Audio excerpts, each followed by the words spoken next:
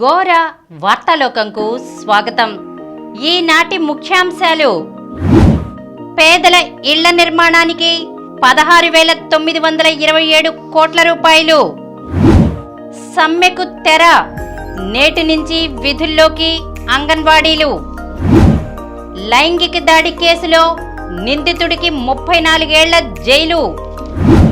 2019తో పోలిస్తే రాష్ట్రంలో 15 లక్షలు అదనంగా పెరిగిన ఓటర్లు.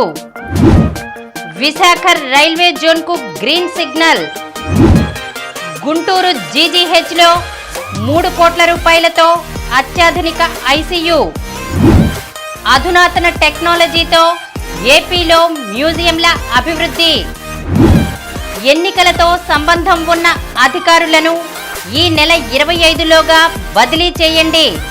సార్వత్రిక ఎన్నికల సన్నద్ధతపై సమీక్షలో సీఎస్ జవహర్ రెడ్డి. పోలింగ్లలో స్త్రీలే అధికం. శాకాహారంతో పుష్కలంగా ప్రోటీన్. ఈరోజు వార్తలను చూద్దాం. పేదల ఇళ్ల నిర్మాణానికి 16,927 కోట్ల రూపాయలు. ఇళ్ల స్థలాలు ఇవ్వడానికి కావలసిన భూమి కొనుగోలుకు భారీ ఎత్తున ప్రభుత్వం వ్యయం చేసింది. పేదలకు ఇళ్ల స్థలాలు ఇచ్చాక 2019 నుంచి ఇప్పటి వరకు వారి ఇళ్ల నిర్మాణానికి ఏకంగా 16,927.16 కోట్ల రూపాయలు ఖర్చు చేసింది.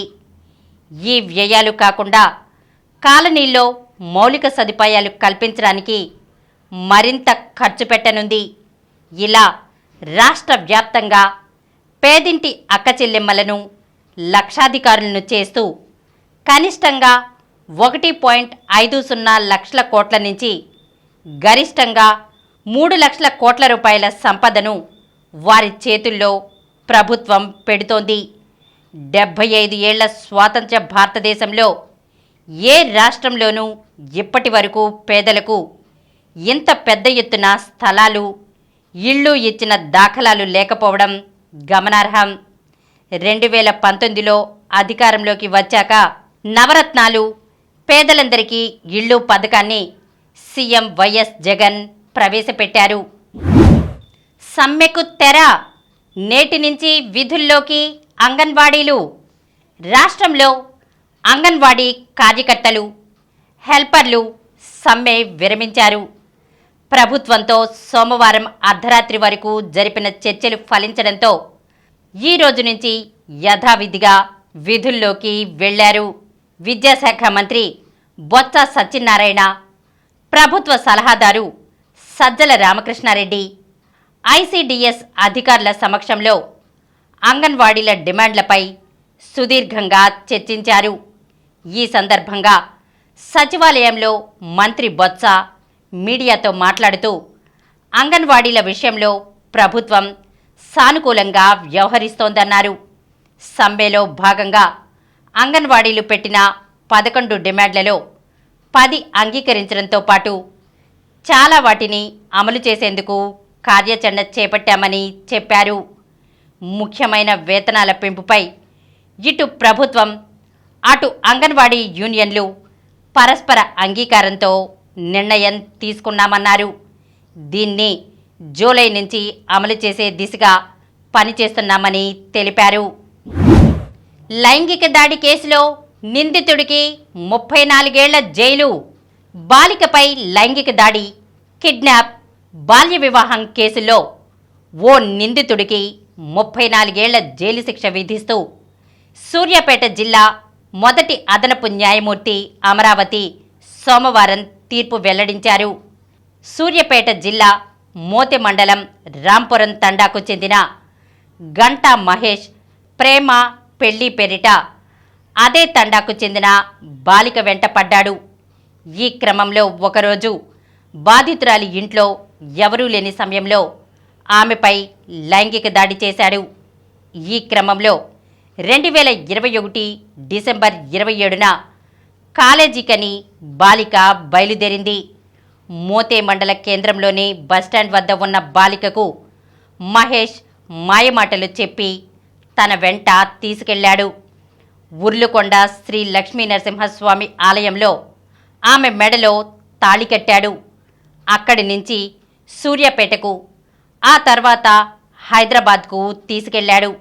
రామచంద్రాపురంలో ఒక గది అద్దెకు తీసుకుని కొన్ని రోజుల పాటు ఆమెను శారీరకంగా అనుభవించాడు. కాలేజీకి వెళ్లిన కుమార్తె ఇంటికి తిరిగి రాకపోవడంతో తల్లిదండ్రులు స్థానిక పోలీస్ స్టేషన్లో మహేష్పై ఫిర్యాదు చేశారు. ఈ క్రమంలో అతడు 2022 జనవరి 5వ తేదీన బాలికను మోతి మండల కేంద్రంలో వదిలిపెట్టాడు. ఇంటికి వెళ్లిన బాధితురాలు జరిగిన విషయం తల్లిదండ్రులకు చెప్పడంతో వారు పోలీస్ స్టేషన్కు వెళ్లి వివరించారు.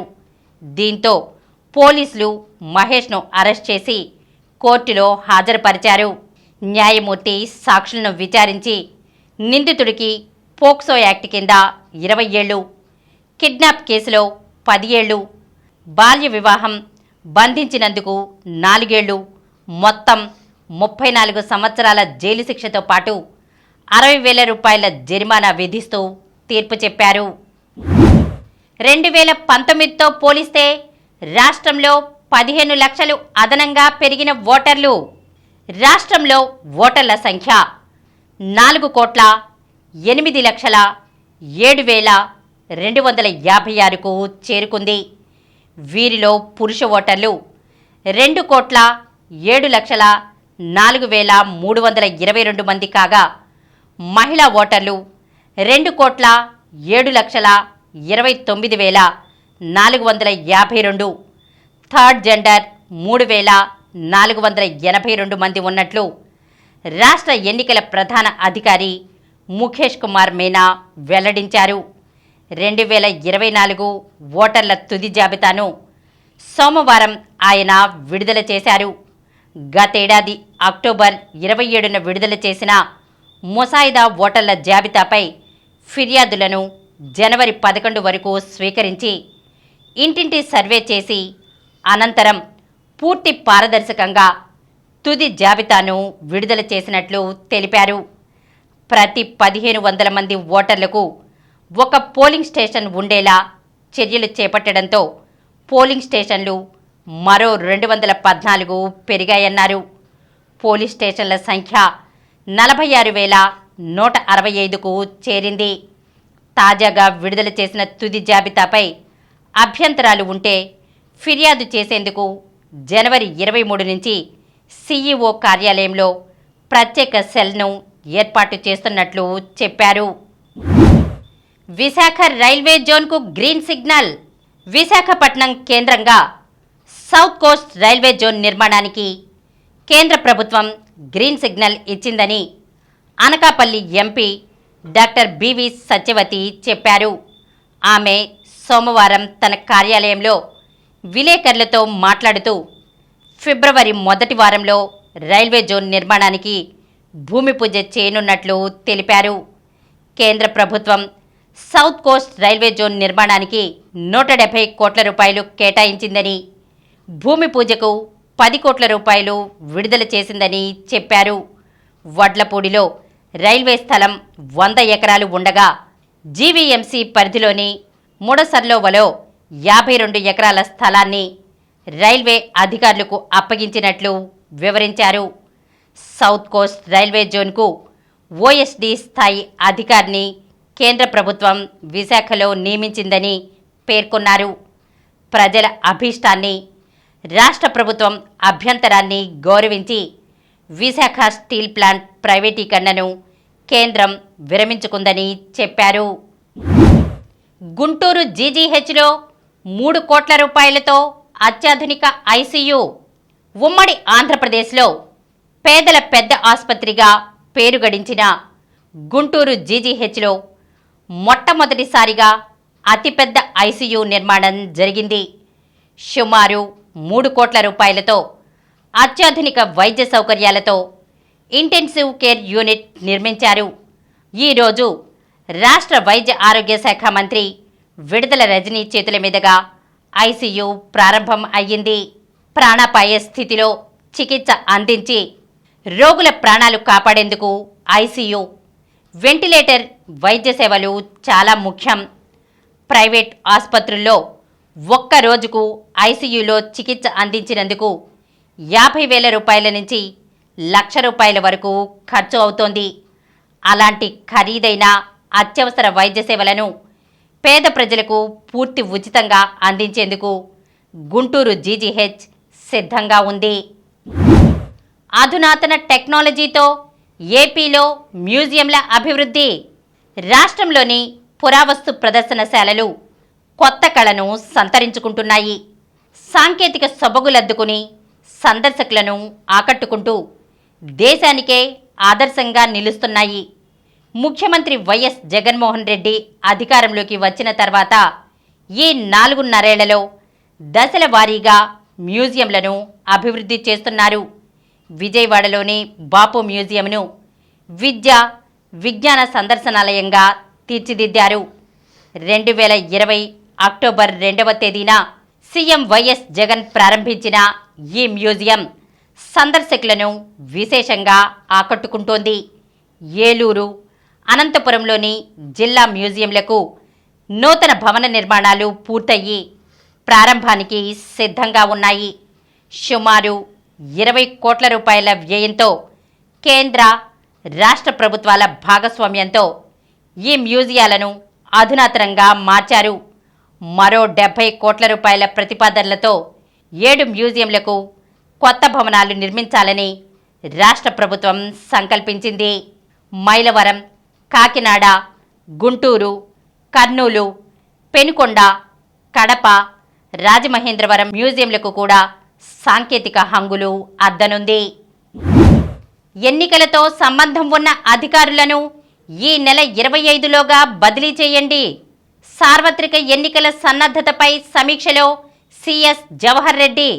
ఒకే ప్రాంతంలో 3 ఏళ్లు సర్వీసు పూర్తి చేసుకుని ఎన్నికల విధులతో సంబంధం ఉన్న అధికారులు, సిబ్బందిని ఈ నెల 25వ తేదీలోగా బదిలీ చేయాలని ప్రభుత్వ ప్రధాన కార్యదర్శి డాక్టర్ కెఎస్ జవహర్ రెడ్డి అధికారులను ఆదేశించారు. త్వరలో సాధారణ ఎన్నికలు జరగనున్న నేపథ్యంలో పోలింగ్ కేంద్రాల్లో కల్పించాల్సిన సౌకర్యాలు, సిబ్బంది ఖాళీల భర్తీ, బదిలీలు తదితర అంశాలపై ఆయన సోమవారం రాష్ట్ర సచివాలయంలో రాష్ట్ర ముఖ్య ఎన్నికల అధికారి ముఖేష్ కుమార్ మీనా సంబంధిత శాఖల అధికారులతో సమీక్షించారు. పోలింగ్ కేంద్రాల్లో కల్పించాల్సిన కనీస సౌకర్యాలు, ముఖ్యంగా విభిన్న ప్రతిభావంతులైన ఓటర్ల కోసం ర్యాంపులు వంటివి కల్పించాలని పంచాయతీరాజ్, గ్రామీణాభివృద్ధి, విద్య తదితర శాఖల అధికారులను ఆదేశించారు. ఎన్నికల్లో డబ్బు, మద్యం, ఇతర నిషేధిత వస్తువుల అక్రమ రవాణా నియంత్రణతో పాటు పటిష్ట నిఘాకు ఇంటిగ్రేటెడ్ చెక్పోస్టులను వెంటనే ఏర్పాటు చేయాలని చెప్పారు. రాష్ట్ర ప్రధాన ఎన్నికల అధికారి, జిల్లా ఎన్నికల అధికారుల కార్యాలయాల్లో ఖాళీల భర్తీకి త్వరగా చర్యలు తీసుకోవాలని సీఈఓ సీసీఎల్ఏను ఆదేశించారు. పోలింగ్లో స్త్రీలే అధికం. ఎన్టీఆర్ జిల్లాలో గత ఓటర్ల జాబితా కంటే 35,843 మంది ఓటర్లు పెరిగారు. మొత్తం మీద 2.19% ఓటర్లు పెరిగారు. గత ఏడాది అక్టోబర్లో రూపొందించిన జాబితా కంటే ఈ ఓటర్లు పెరిగారు. ఓటర్ల తుది జాబితాను సోమవారం ఎన్టీఆర్ జిల్లా కలెక్టర్ ఎస్ దిల్లీరావు విడుదల చేశారు. కొత్తగా సవరించిన ఓటర్ల జాబితాను అన్ని పోలింగ్ కేంద్రాలలో అందుబాటులో ఉంచామని, ఇదే తుది జాబితా అని ప్రకటించారు. దీని తర్వాత కూడా అభ్యంతరాలు స్వీకరిస్తారు. కొత్తగా ఓటర్ల నమోదు కార్యక్రమం నిరంతరం జరుగుతుందని వెల్లడించారు. కొత్తగా దరఖాస్తు చేసుకున్న వారి వివరాలు అనుబంధ జాబితాలో మాత్రమే వస్తాయి. అభ్యంతరాలు స్వీకరించిన ప్రస్తుతం తొలగింపులు చేసే అవకాశం లేదు. ఈ జాబితానే తుది జాబితాగా ప్రకటించారు. అక్టోబర్ 27 నాటికి జిల్లాలో 16,39,152 మంది ఓటర్లు ఉండగా ప్రస్తుతం 16,74,995కు చేరుకుంది. 35,843 మంది పెరిగారు. మొత్తం మీద 2.19% పెరిగారు. ప్రతి 1000 మంది పురుషులకు 1,049 మంది మహిళా ఓటర్లు ఉన్నారు. పురుషుల కంటే మహిళల సంఖ్య ఎక్కువగా ఉంది. జనాభా ప్రకారం జిల్లాలో ప్రతి 1000 మంది జనాభాకు 689 మంది ఓటర్లుగా నమోదు అయ్యారు. పురుషులు 675గా ఉంటే మహిళలు 702గా ఉన్నారు. జిల్లా జనాభా 24,31,668గా ఉంది. శాకాహారంతో పుష్కలంగా ప్రోటీన్. శాకాహారంతో సరిపడా ప్రోటీన్ను పొందే వీలుండదు అనుకుంటే పొరపాటు. పదార్థాల పట్ల అవగాహన పెంచుకుంటే శాకాహారంతో కూడా ప్రోటీన్ పుష్కలంగా పొందవచ్చు. సోయా చవకగా సులువుగా మార్కెట్లో దొరికే శాకాహార ప్రోటీన్ ఇది. 100 గ్రాముల సోయాలో 52 గ్రాముల ప్రోటీన్ ఉంటుంది. కాబట్టి ప్రోటీన్ పొందాలనుకుంటే తరచూ సోయా వంటకాలు వండుకుంటూ ఉండాలి. గుమ్మడి విత్తనాలు. వీటిలో ప్రోటీన్తో పాటు అన్సాచురేటెడ్ కొవ్వులు, ఒమేగా-3 ఫ్యాటీ యాసిడ్లు ఉంటాయి. అలాగే పీచు, యాంటీ ఆక్సిడెంట్లు కూడా గుమ్మడి విత్తనాల్లో ఎక్కువే. ఓట్స్. విటమిన్లు, ప్రోటీన్లను కలిగి ఉండే ఓట్స్లో మాంసకృతులు ఎక్కువ. ఎన్నో రకాల బ్రాండ్లలో దొరుకుతున్న ఓట్స్ను బ్రేక్ఫాస్ట్గా తినడం అలవాటు చేసుకోవాలి.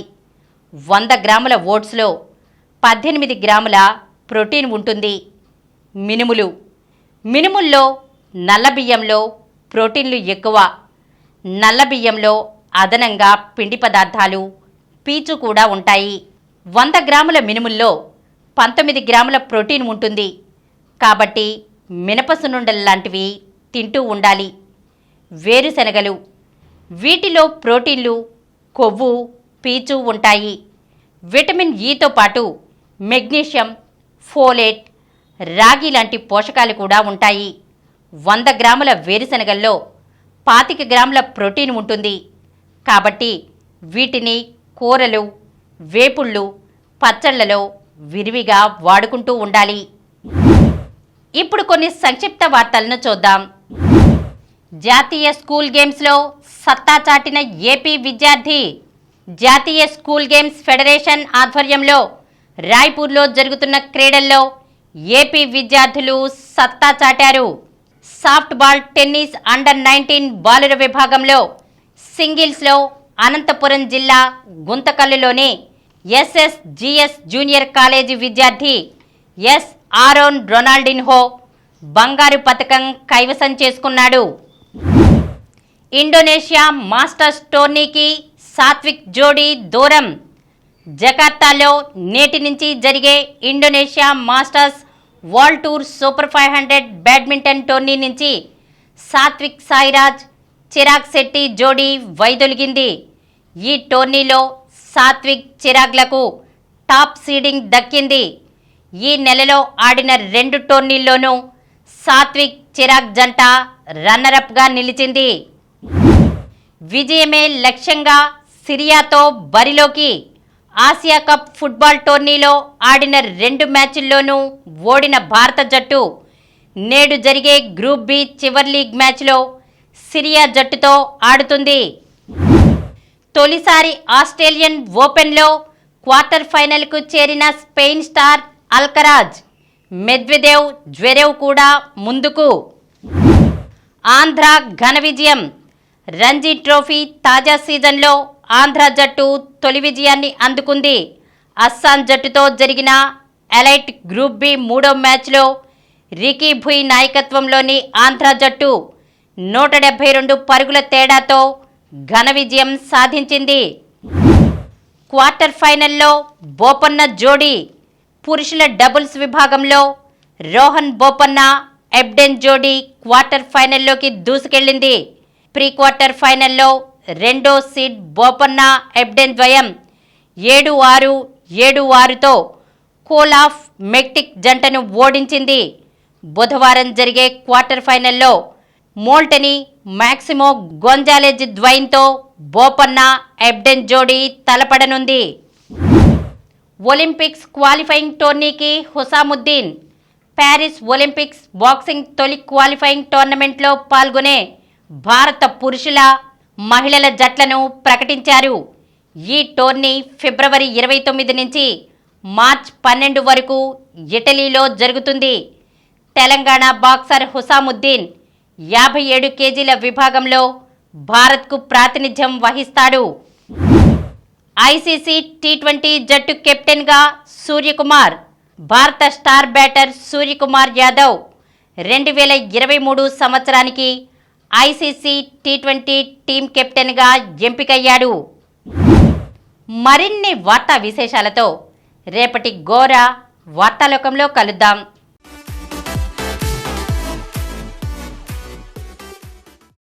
ప్రతిరోజు వార్తా విశేషాల కోసం అనతి కాలంలోనే 20 కోట్ల వ్యూస్ సాధించిన డాక్టర్ సమరం మల్టీ ఛానల్ నెట్వర్క్ సమర్పించు గోరా వార్తాలోకంకు సబ్స్క్రైబ్ చేయండి, లైక్ చేయండి, మీ ఫ్రెండ్స్కి షేర్ చేయండి. అలాగే ప్రక్కనున్న గంట సింబల్ని ప్రెస్ చేయడం మర్చిపోకండి. Please download Samaram multi-channel app and watch your favorite channels from your mobile. App available on Google Play Store and subscribe to the channels.